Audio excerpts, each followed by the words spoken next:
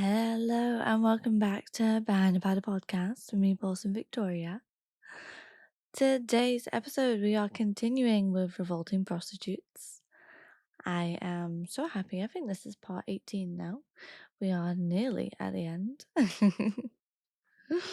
I hope everyone is having a lovely week. Revolting Prostitutes is created by Molly Smith and Juno Mack. And this is page 172. So, patriarchy, police, and the state. Sex worker activists often note that anti-prostitution rhetoric is a welcoming place for male feminist grandstanding. Anti-prostitution politics serve the desire of the, quote, good guys to bolster their own manhood, and ostensibly feminist adjacent campaigning can be fueled by some pretty chauvinist ideas. As one Swedish prosecutor told an audience, a real man should manage to get his woman, get his due of sex by powers of seduction and mutual consent, and for love or mutual enjoyment or procreation or for passing the time of the day, not for money. Going to prostitutes was cheating. It was degrading. It was contemptible, beyond the pale. Whores were for losers. This view of, quote, real men, the jab at, quote, whores, let alone the idea that a, quote, real man should, quote, get his due of sex and women, are hardly testament to the feminist credentials of Swedish policymakers. Lionizing the police does much to establish these politics as a friendly environment for other self-identified, quote, feminist men. If the police are going to deliver justice for poor, abused women, they can be held aloft as a system of heretic masculinity, a portal which others can enter, while they protect themselves into the future of the, quote, heretic police officer. Male anti-prostitution campaigners can use these politics to superficially distance themselves from other kinds of masculinity. Quote, whores were for losers. The politician who proposed the law in Sweden specifically notes the feminist credentials of his countrymen, claiming that the law went forward because, quote, Swedish men had different views on prostitution than men from other parts of the world. Journalist and fated anti-prostitution campaigner Nicholas Kristoff revealed a rather strange view of sex when he bemoaned American, quote, promiscuity in the New York Times while claiming that Indian men have a cultural tendency to pay for sex with 14-year-olds. Such condemnations dwell heavily on the morals of individual, often racialized, quote, bad guys. By advocating, quote, end demand laws, men relocate the blame for patriarchy onto more obviously monstrous men and feel superior in calling out those other men's violations or objectifying treatment of women. The hypocrisy is, of course, that the anti-prostitution movement is at times deeply violating and objectifying to sex workers. Anti-prostitution feminism is a place where men can participate in flinging slurs like holes, whores, orifices, and cum dumpsters at sex workers, and call it feminist analysis. It's a place where men who consider themselves feminist aligned can patronize and dismiss prostitute women, as men have done for centuries. It's a place where a police officer can rifle through the bathroom bin at a sex worker's flat, retrieve blood soaked tampons, publish photographs of them in his memoir, with a touching dedication to sex workers he has met in his work. Quote, "This is my attempt to describe your reality," and still be treated like a feminist activist. As sex worker Charlotte Shane observes, anti-prostitution feminism makes it progressive for men to dwell incessantly on violent, coercive sex and abject bodies, while at the same time enjoying praise and even Pulitzer Prizes. Meanwhile, anti-prostitution feminists hone in on the abuse and exploitation of quote pimps and punters, while overlooking or tactically supporting similar abuses by police, landlords, and immigration officers. You will search a long time if you are looking for any comment on the arrest, confiscation of money, or brutal deportation of sex workers that occur in jurisdictions with, quote, the Nordic model branding. Journalist Joan Smith traveled to Sweden in 2013 to report on the Kexklopsklagen and asked the police whether prostitution had become more dangerous for women. She confidently reports that all Swedish police officers I spoke to insisted this was a myth. Her piece opens and concludes with an officer in a police car watching sex workers through the window. It would be hard to think of a better way to encapsulate carceral feminism than this. A perspective that opens and closes with shadowing a police officer sitting in his seat, literally sharing his position and reproducing his gaze. It is clear in whose shoes Smith is walking. The power difference between men and women is one kind of structural balance. The power difference between sex workers and the police is another.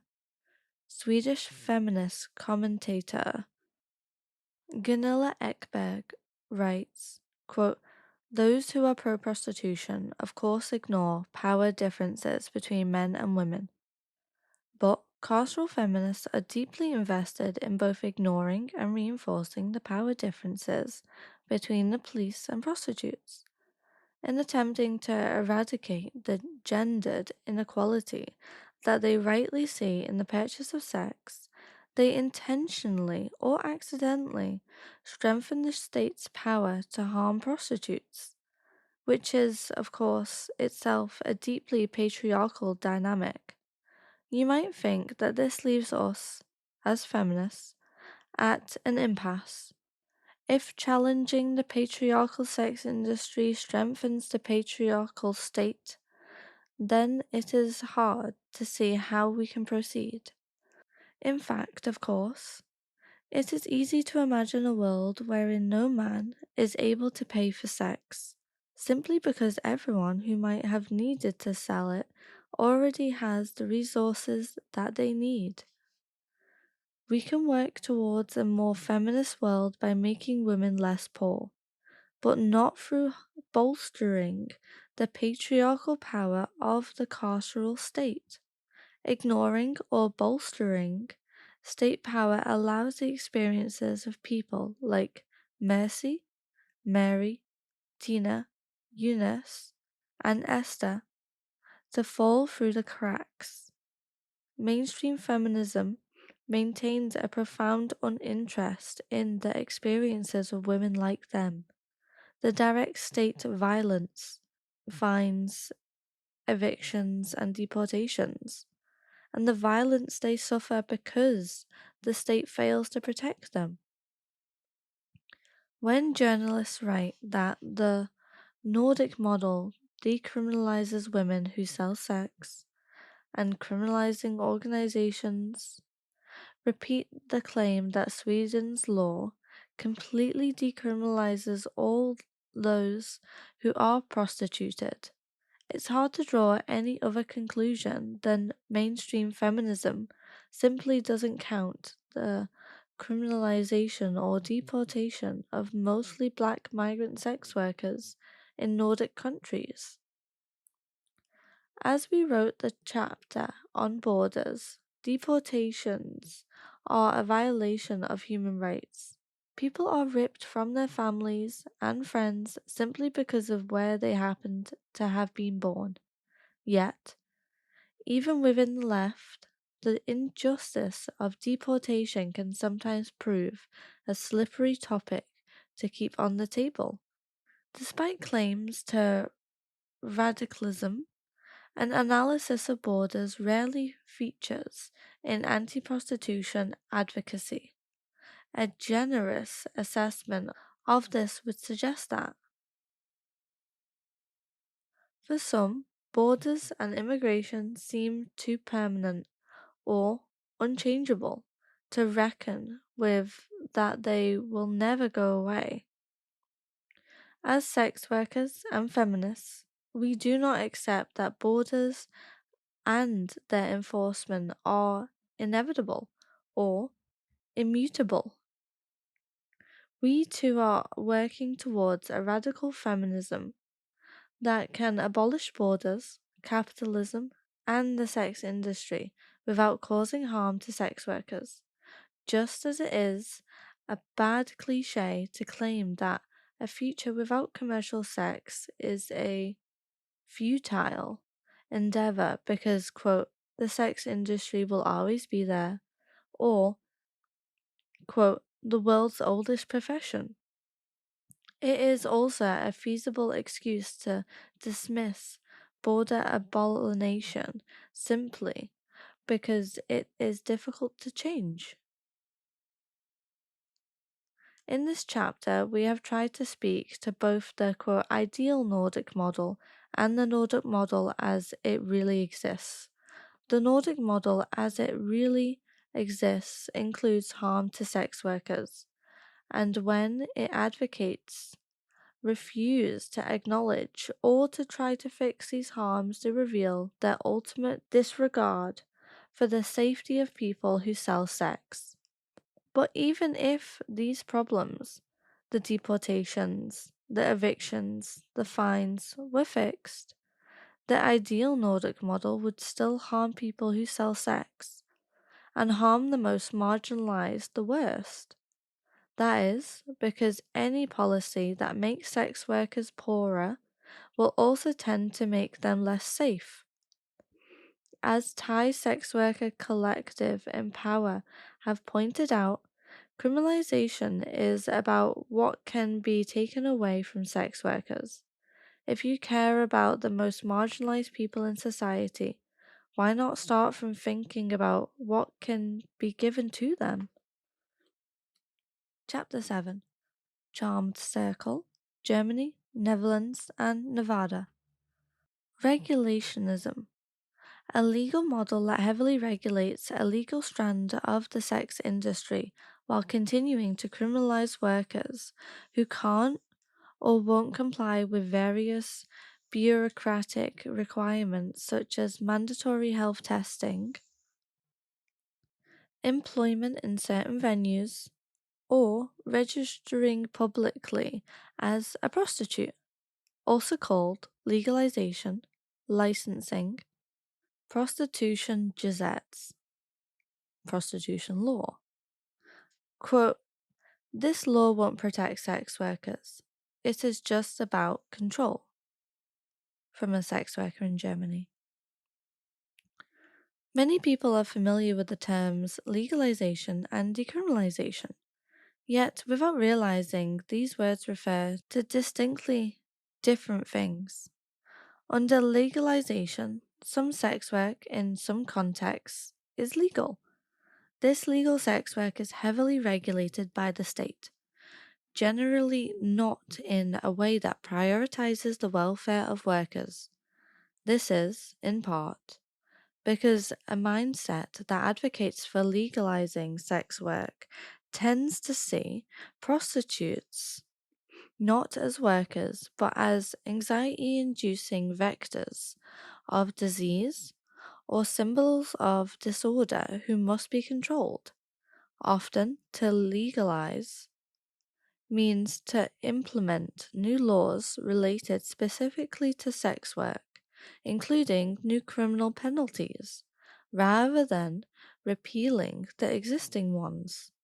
By comparison, decriminalization, which we'll come to in more detail in the next chapter, describes a situation where sex work is legal as the default position. With legalization, only some sex work in only some contexts is legal, whereas with decriminalization, prostitution is, as a starting point, not a crime. The regulations that exist under decriminalization tend to prioritize the welfare of people who sell sex, in part because a mindset that advocates for decriminalization tends to see sex workers as workers, and from that flows a certain for workers' rights. To feminist skeptics, legalization, the idea of the government giving licenses to brothels or creating special zones for street work, rolls out the red carpet for patriarchy. What kind of message does it send when the state formalizes prostitution? What effect does a legally ratified sex trade have on male sexual entitlement? Are the exploited bodies of women working in these places becoming damaged from overuse? Anti prostitution campaigners have long objected to any form of legalization, highlighting the effect of, quote, brothelization on the well being of, quote, prostituted women. Although diverse nations have legalized their sex industry, including Bangladesh, Austria, Senegal, Latvia, Tunisia, Hungary, Peru, Venezuela, Chile, parts of Australia, and some counties in the US state of Nevada. Much feminist discussion focuses on the regulatory models of Europe, particularly Germany and the Netherlands, which are often described in terms such as, quote, a free-for-all, relaxed, an open house, and liberal. Liberal support for regulationism is linked to the notion that prostitution is something innate, perennial, inevitable, the dirty job that someone has got to do. This has deep roots. Christian theologians, for instance, have argued that commercial sex is an outlet for sexual impulses that would otherwise result in worse sins.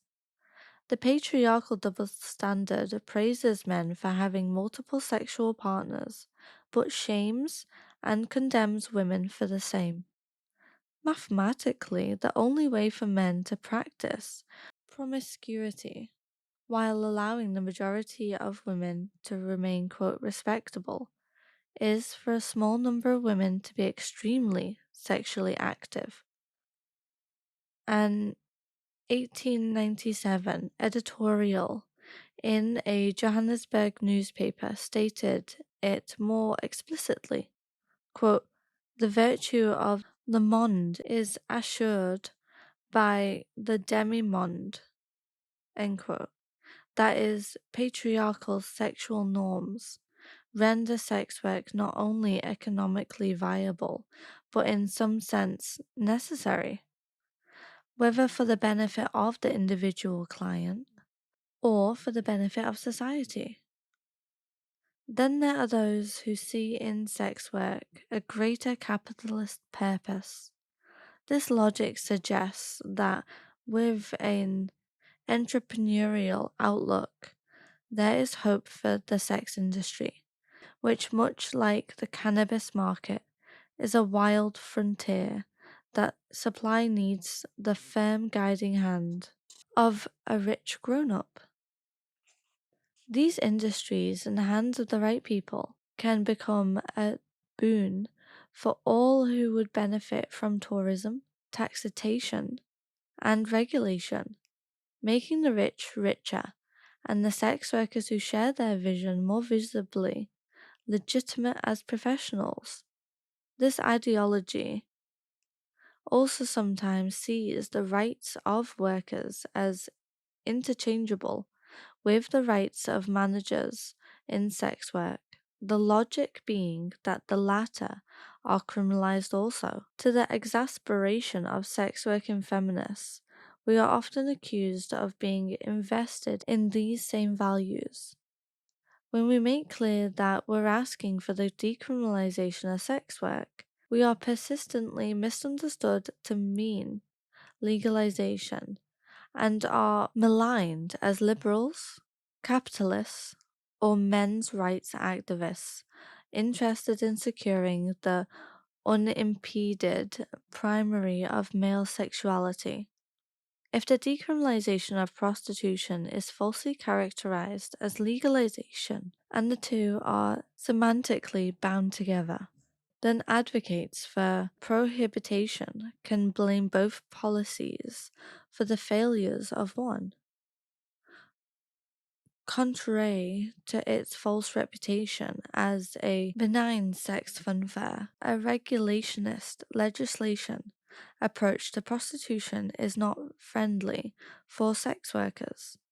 Regulationist laws manifest in wildly different ways as countries on every continent anxiously try to eliminate selectively through criminal law what they consider to be the most pernicious aspects of prostitution. As a whole, these approaches speak clearly to a set of cross-cultural fears that will by now be familiar to the reader. The fear of the visibly queer or diseased body, the fear of their migrancy, the fear of sexualized social contamination, the fear of disorderly, unsupervised women roaming freely in society or commanding economic power by organizing their work amongst themselves. The charmed circle. Paradoxically, to legalize sex work is not necessarily to make the work legal. Rather, it creates a two-tiered system where some is legal and much is not.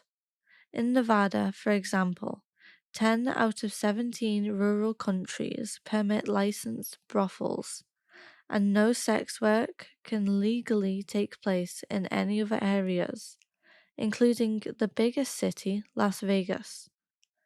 In the Netherlands, people sell sex legally in brothels and sex clubs, red light district windows, tipple zones, street sex work zones, sex cinemas, and massage parlors, and these are licensed at the municipal level.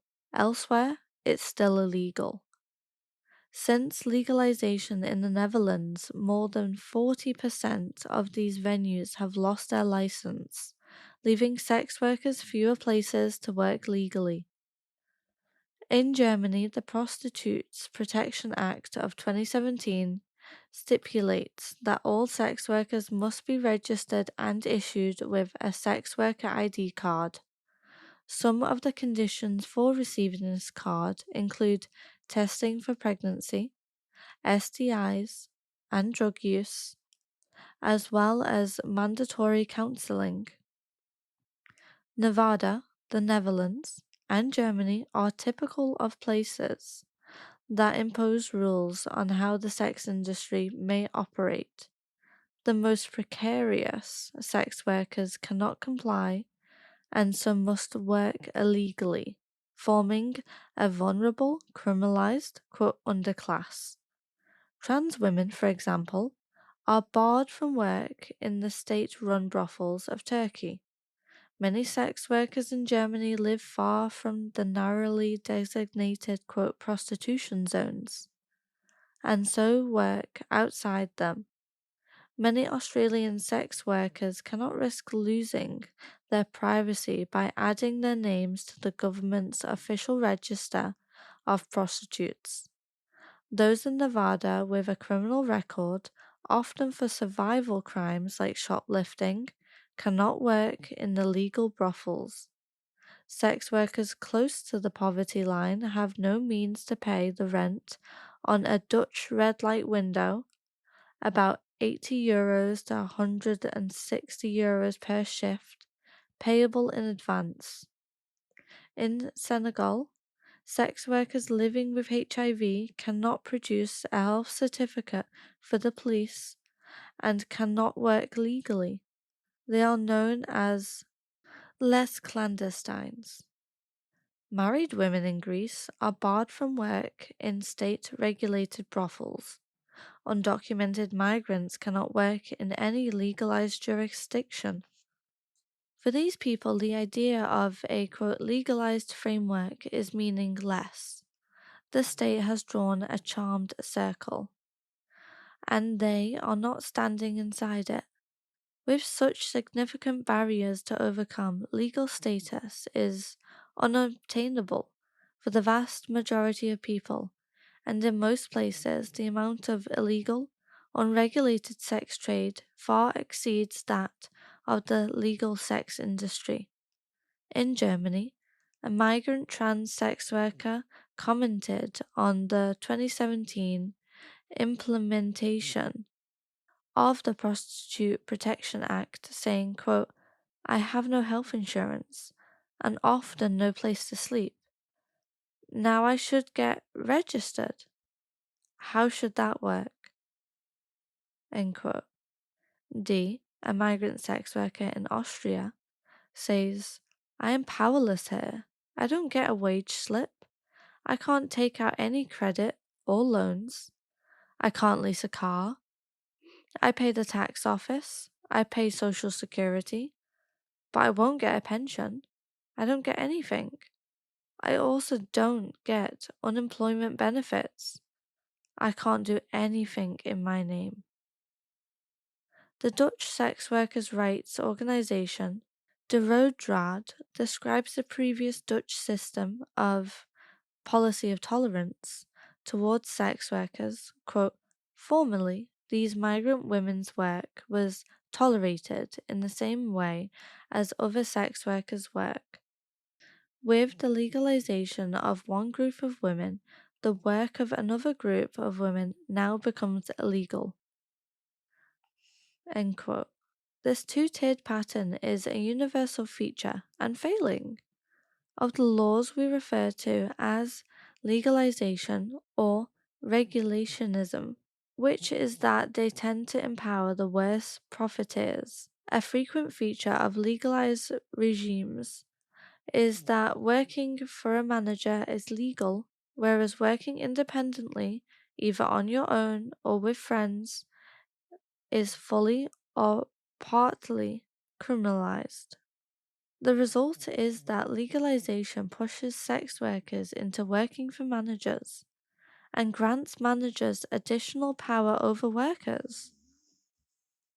As former brothel worker Mariko writes, quote, the legal brothels waive their legal status as their carrot, so that you feel like you need them to make that money. End quote. If your options are to keep working for a manager or to go independent and risk arrest, you may be compelled to accept substandard or even abusive workplace conditions. Former brothel worker Amy Walker says of her time in Melbourne brothels, "It's in the best interest of the brothel owners for the women to be insecure, uncomfortable, and competitive." End quote.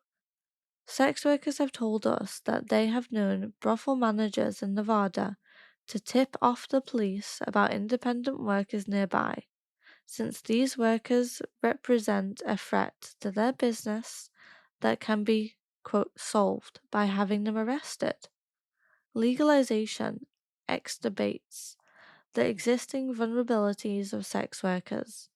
After the introduction of the Prostitutes Act, a parasite industry immediately sprung up to offer services to struggling sex workers. For example, providing dummy addresses and post forwarding or helping with German language application forms. This, of course, allows predators to easily identify sex workers who might be targeted for exploitation, the ones who are uncertain of their rights or close to the breadline. A street working migrant in Germany says, quote, "My boyfriend is handling the bureaucracy for me. I try to understand what he does so that I won't be too dependent on him, but I haven't succeeded yet. Due to the increased complexity of having to register under the Prostitutes Protection Act, I will understand things even less, and those of my colleagues who work with pimps will become even more dependent on them. Those who have had to work illegally under a quote legalized regime remain subject to many of the harms of clear-cut criminalization. Their interests and those of the police are still in opposition. In Germany, police now have the power to enter any prostitution venue at any time. As in any criminalized system, when the police act as the de facto regulators of sex work, it not only provides fertile ground for police corruption, but blocks those who are in breach of regulations, often the vulnerable street workers most at risk of violence, from accessing police assistance when needed. Many will not report an incident of rape or assault at work because they may well be opportunistically targeted by the attendant police officer for a charge or of a penalty regarding their unauthorized work. During the trial for serial rapist and murderer Adrian Bailey, it emerged that at least 10 of his rape victims in Victoria, Australia, where sex work is regulated, were sex workers who had refused to give evidence because of distrust and fear of the police. As for those sex workers who can work legally, regulationism treats them like tearaway adolescents grounded by fretful parents. This results in measures to confine the worker to the four walls of the brothel. Under legislation in Western Australia in the 1970s and 1980s, sex working women were not allowed to have relatives within a 500-kilometre radius, could not have their brothels to visit, were not permitted to have stable relationships with local people, and they were restricted to certain areas of the town. Access to swimming pool was restricted. The women must live in the brothels. Okay, so that is where we're going to end it for today. We've ended on page 182. I love this book. It very clearly reads out legalization, decriminalization, and criminalization. And once again, we are at the end of this episode, and I am going to talk about the want for decriminalization of sex work everywhere, and especially where I am right now in Scotland. Please go look up Decrim Scotland. We are on everywhere, and right now, Ash Regan of the Alba Party is trying to bring in the Nordic model to Scotland, which obviously we do not want. So please go look up Decrim Scotland and see what you can do, basically. And yeah, support us in any way possible. We really do appreciate it. Also, right now, the government are trying to get this bill passed, which is called the Crime and Policing Bill, 24th of April 2025. We do not want that to go through, because if that goes through, there's so much that will be affected. But the main reason me saying this is that they are trying to stop sex workers advertising online, and they want to prosecute landlords, close friends, people who do know about sex work, including partners. They even want to prosecute web designers of who are creating sex worker websites.